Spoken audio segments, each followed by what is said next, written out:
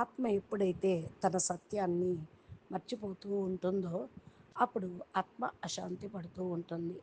సత్యాన్ని మర్చిపోయి అసత్య ప్రపంచంలో మునిగిపోతూ ఉంటుంది. అప్పుడు కూడా అలసిపోదు. కానీ ఆత్మ తను తాను మర్చిపోయి వెతుకుతూ ఉంటే అలసిపోతూ ఉంటుంది. కాబట్టి అలసిపోవటం ఆత్మ విషయం కాదు. మీ గుర్తును, మీ యొక్క పరిచయాన్ని మీరు మర్చిపోవటమే. అన్ని సమస్యలకు మూల కారణం అదే. ఆత్మ జాగృతి తోటే మీరు ఒంటరితనాన్ని మరి పోగొట్టుకోగలుగుతారు. మీరు ఆత్మ యొక్క పిలుపుని తెలుసుకోగలుగుతారు. అశాంతికి మందు బయట నుంచి లేదు, మీ లోపల యాత్రలోనే నిమగ్నమై ఉంది.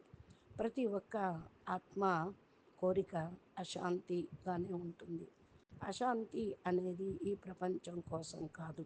మీరు సరైన విషయాన్ని, అశాంతిని పోగొట్టుకోవటానికి ప్రయత్నం అనేది చేయండి. ఈ ప్రపంచం కోసం మీరు లేరు. మరి